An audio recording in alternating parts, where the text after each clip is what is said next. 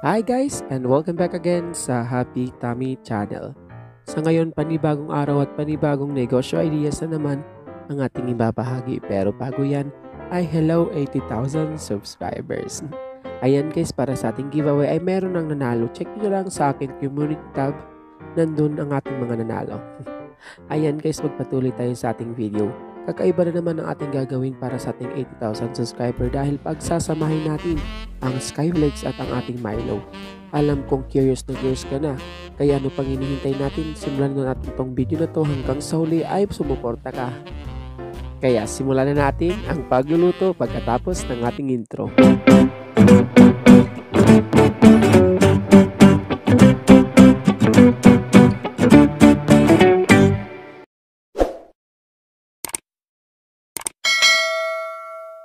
At para sa ating ingredients, ito lang kakailangan natin.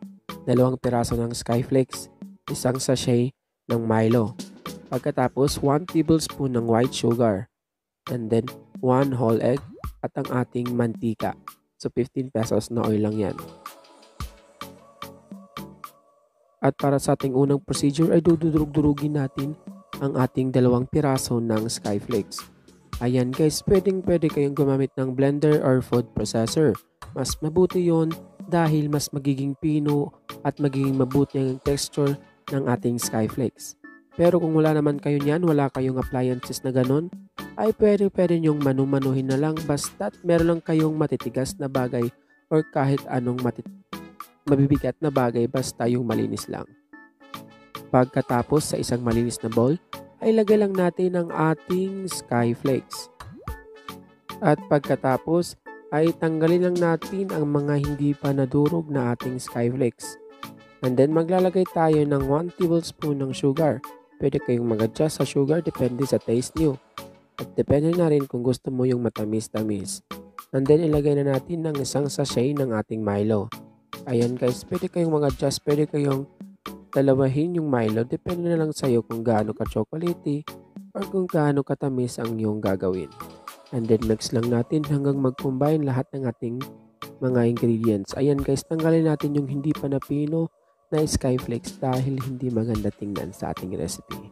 Pagkatapos ay gagamit tayo ng 1 buong itlog. Ayan guys, large egg ang ating ginamit na itlog.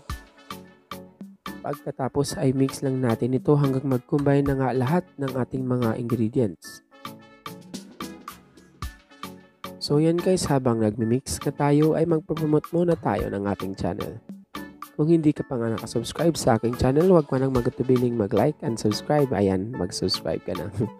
And hit the notification bell para updated ka sa ating mga daily uploads. At pagkatapos yan ay maghugas muna tayo ng ating kamay. At pag mahugas na, ay maglalagay tayo ng konting oil sa ating kamay para hindi dumikit yung ating mixture. Pagkatapos ay mamasahin lang natin ito para mag-combine lahat ng ating mga ingredients. So yan guys, hindi natin tatagalan ng pagmamasa. Ang kailangan natin ma-achieve ay ang smoothness nito na texture. So yan guys, at nakikita nyo niya ay sticky pa yung ating texture nito.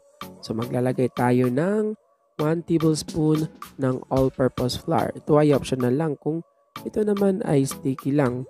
Kung wala naman kayong all-purpose flour ay pwede na nyo lagyan ng Milo powder. Depende na lang sa'yo. Ayan guys, so mix lang natin hanggang mag-combine na nga yung ating flour na nilagay kanina. Pagkatapos ay masahin lang natin ito ulit.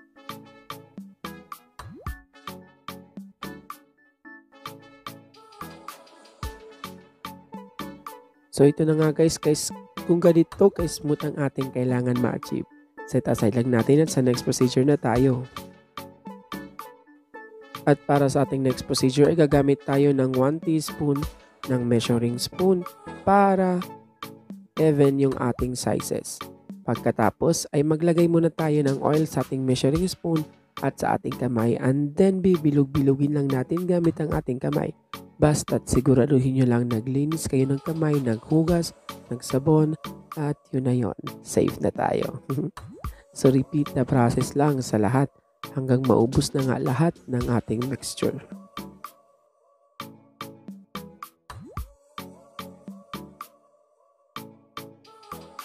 Ayan guys, pwede mo tong i-level up pwede mo itong lagyan ng breadcrumbs or flour sa pinaka-toppings nito, or pwede kang maglagay ng cheese sa gitna. Depende na lang sa iyo kung paano mo ito i-level up at papasarapin pa. So yan na nga guys, set aside lang natin at pwede na tayong magprito.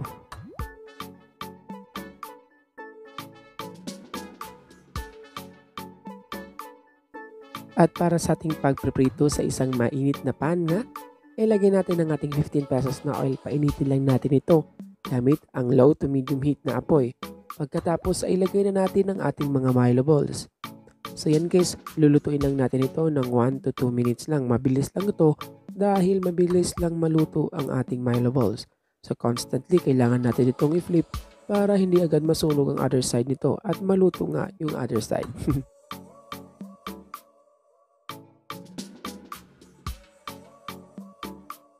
So para sa naghihintay sa ating giveaway, ayan guys, meron na po tayong winners sa ating giveaway. Check nyo na lang yung aking community tab, nandun lahat, nandun po yung ating 15 pesos worth of load na winners. Congratulations! So yan guys, at golden brown na siya. Set aside lang natin, i-drain natin sa ating strainer. Set aside, let it cool, and pwede na tayong magbenta.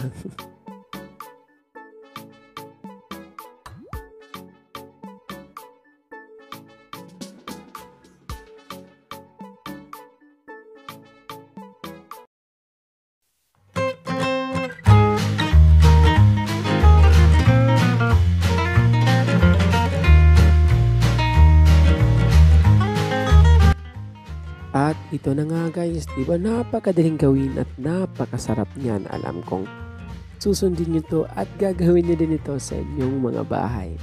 Ayan guys, pwede mo itong ibenta ng 1 to 2 pesos bawat isa. Depende sa laki ng gawa mo at depende na rin sa gastos mo at depende sa marketing mo kung paano mo itong palalaguin. Ayan guys, sabi ko nga kanina, pwede itong i-upgrade. Pwede kayong maglagay ng cheese sa gitna nito para mas lalong sumarap nga ang ating Milo balls. Ayan guys, para sa ating full ingredients ay nandun sa ating description box below. So yan guys, maraming salamat sa panonood. I hope meron kayong natutunan naman sa aking video. And thank you for watching. Huwag mong kalimutan mag-like and subscribe para updated ka sa ating mga daily uploads. Thank you for watching. God bless and happy 80,000 subscribers. Love you all. Mwah.